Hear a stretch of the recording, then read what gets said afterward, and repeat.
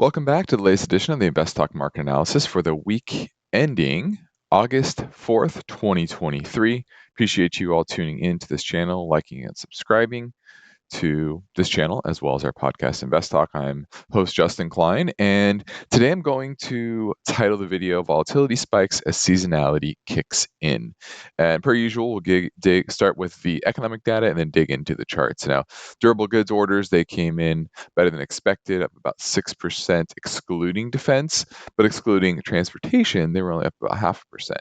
But remember, transportation, it's a big part of durable goods. Durable goods are anything that lasts longer than a year, and most of that spending is on cars. So if you exclude that, that's a cleaner look at the big picture. So what you can see is people are still spending on cars as well as other long-lived assets, or long-lived products, which are usually expensive, right? So the consumer's staying relatively healthy. Now that is lagging. This is the June number, so just a heads up there.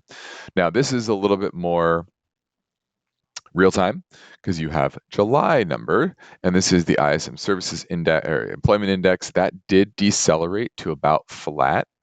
So this is a series that tends to be pretty choppy, but something of note on the employment side. The new orders, remember, this is the services ISM, so this is the majority of the economy here, not the manufacturing ISM, which is a small, much smaller percentage. ISM, or the services part of the economy, is roughly double the size of the manufacturing side.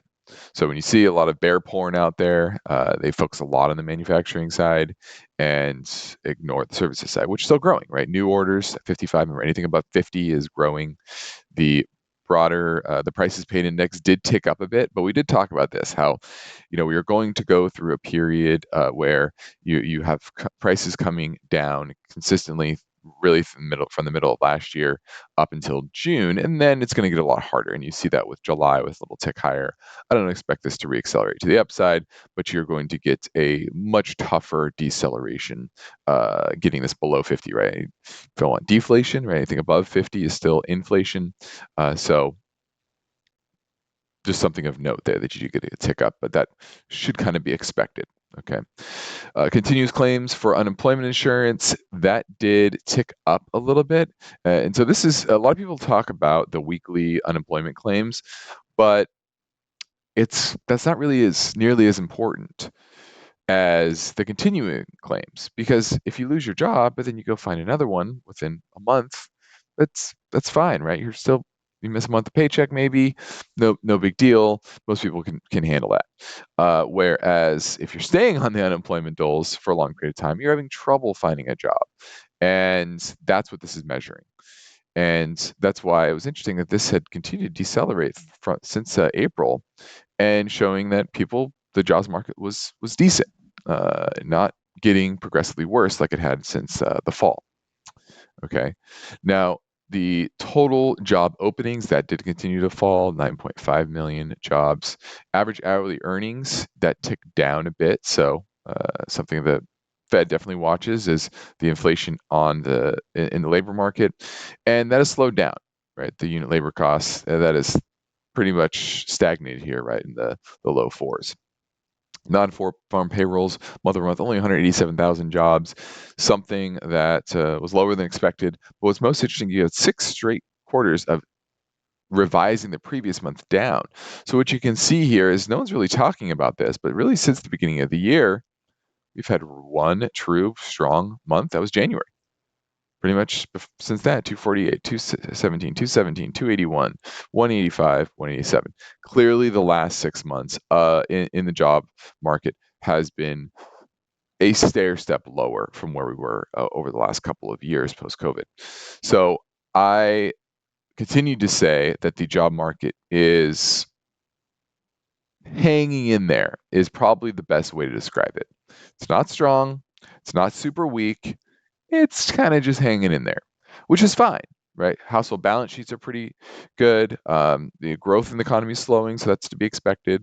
But we're not in a recessionary environment because you're not seeing that next stair step lower in the labor market.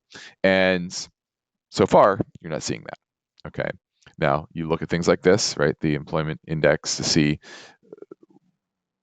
the services employment index to see whether that's taking that stair step lower, and it's back to flat, still growing slightly. Okay. Productivity was strong in the second quarter. That was positive for corporate earnings, where you have your market getting more out of the employees. For the first quarter, it was negative. That was a bad sign. But now you're getting back to, an uptrend since the first quarter of last year. Now, I talked a little about seasonality, and I wanted to touch on this. This is a good article from the Wall Street Journal. And September, seasonally, is the weakest. Know that, 1.1% since 1928.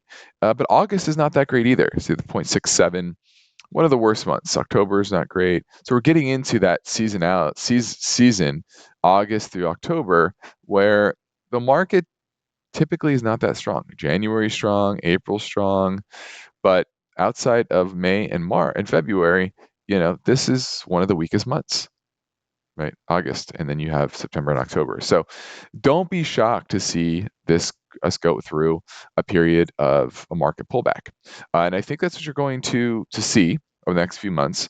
And the Fed's going to battle this with, I think, a slightly more dovish narrative. I think they're going to talk about pausing. What you're seeing here, this is the December number. What you can see is this is where we're at now, 525 to 550, and there's a 66% chance that it's either going to be the same as it is at the end of the year, or actually one cut by the end of the year. So you combine those, that's about a 75% chance. So the market's pretty much pricing in, and continues to price in. Another rate hike is slowly but surely coming off the table.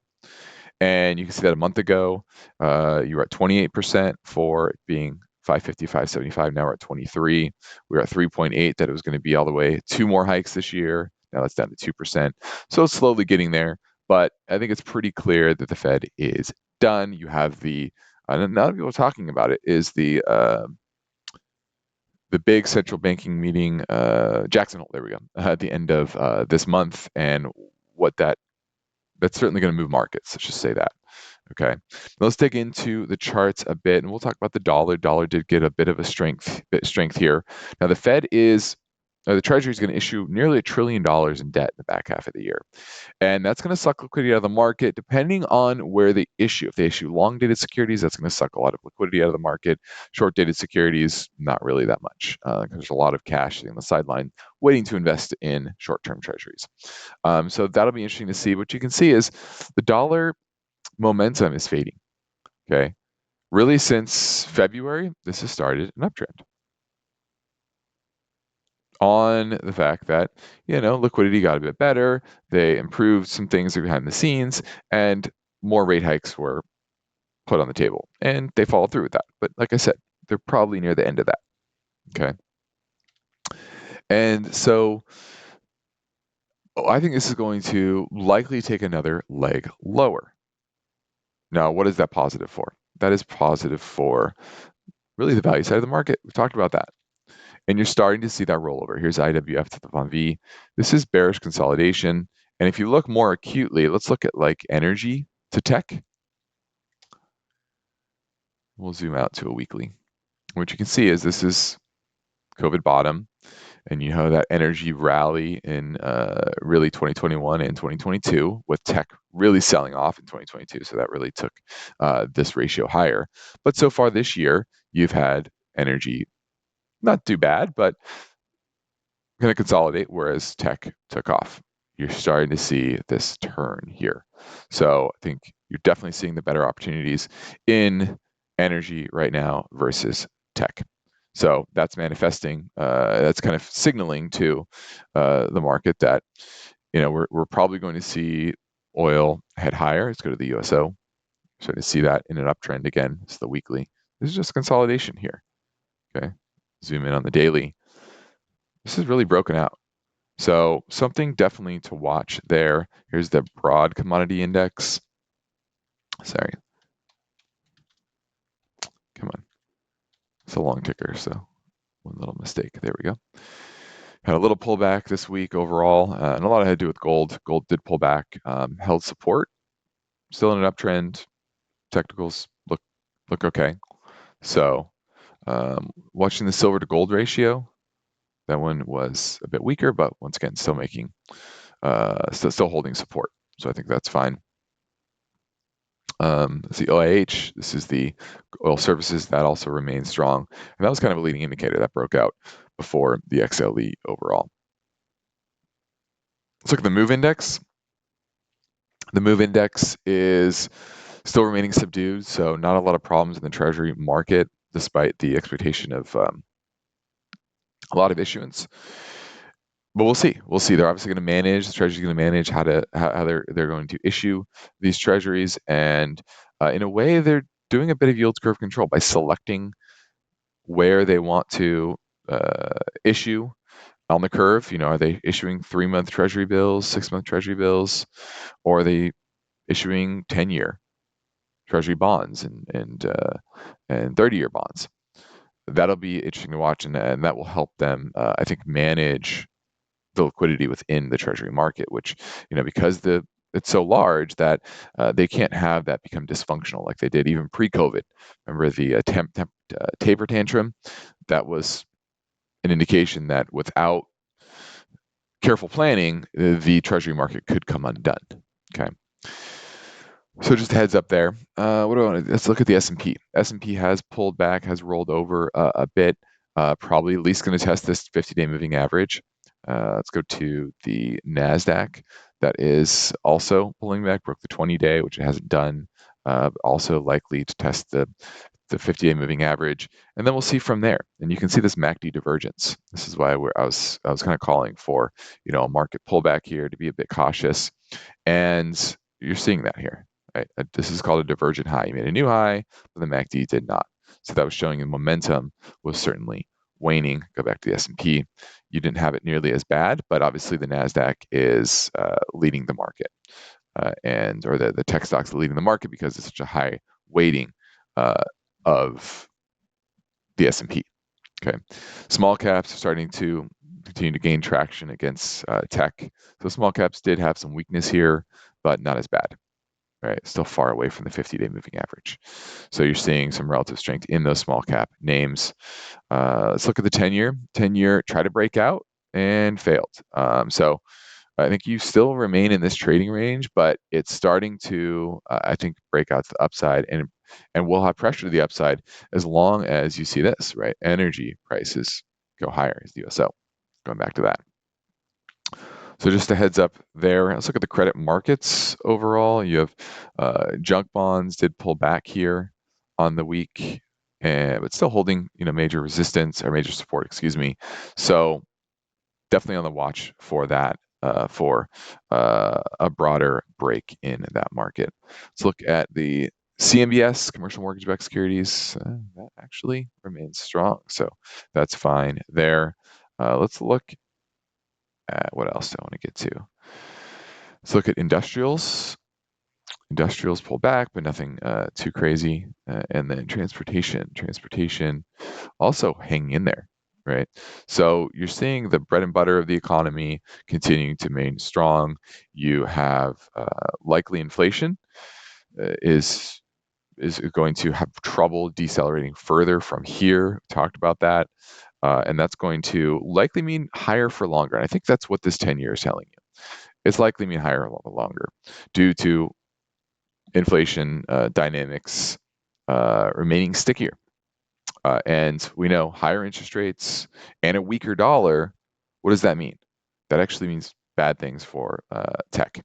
And you see tech rolling over here. That's XLK itself hitting the 50 moving average. So you're seeing how relatively weak that is. SMH also showing this weakness, you know, so all of that NVIDIA hype and AI hype, that's starting to look at NVIDIA MACD divergence here. You had AMD come out with earnings that fell pretty dramatically in that day, rebounded a little bit, but you can see this, you know, not looking so hot overall. Intel actually had probably the best earnings of the space and looks the strongest on the chart. So you're starting to see some divergence there. That's Intel to NVIDIA. Intel to AMD. It's always fun looking these ratios. Yeah. Intel starting to outperform AMD. So, some idiosyncrasies there. We obviously had earnings. Apple earnings were softer than expected, and Amazon earnings were a bit better than expected, but did fade, right? We hit the 618 on Amazon, and that didn't hold, did fade. So I would expect this to struggle from here. Okay. I think that's it. I think you're starting to see those trends emerge. Go back, look at my videos a couple weeks ago. I looked at this and I said, this trend of growth outperforming value stopped in June, and it's one side was again in July, and now you're starting to see a little bit more breakdown here in August into seasonally weak part of the market. Now, does that mean we're going into hell in a handbasket? Does it have to everything have to be terrible? No, I don't. I think you can easily say, let's do it. So actually, if this is the near term high, clean this up a little bit. Let's run a fib. This is the low from the, just the low from the fall. Let's go to a weekly. There we go. Let's take this low to this high, roughly. Here's the first support level, 4,300. And look at this, 382, 4,200, which are these highs, these pivot highs. So could we have a pullback of the next few months into these levels led by the NASDAQ? Would not shock me at all. Would not shock me at all. Does that mean we have to go into a protracted bear market because of it? No, it doesn't. Remember, the powers that be, Treasury, Fed, they don't want to see major declines in asset prices. Seen that, saw that in the fall. And so they're going to do what they can to keep liquidity somewhat robust, keep the Treasury market in line. And that's kind of my outlook for the next few months. Choppy, controlled pullback. And that's what it's been so far. Probably means buying opportunity going into the fourth quarter, but third quarter, you probably want to take some profits, be patient on any purchases, but line up your watch lists. I think this is a buying opportunity overall. Talked about it before. There's so much reshoring and manufacturing, so much positive going on in the hard economy. There's so many companies that are just doing very, very well. So don't get too bearish. Medium term, but short term, I would say I'm modestly bearish. Okay. Well, I think that does it for me today. I appreciate you all tuning in. A reminder that the contents of the video are for educational purposes only and should not be construed as a recommendation to buy or sell security or to participate in investment strategy. The views are my own and do not represent those of KP Financial or those associated. Thank you all again. Have a great weekend.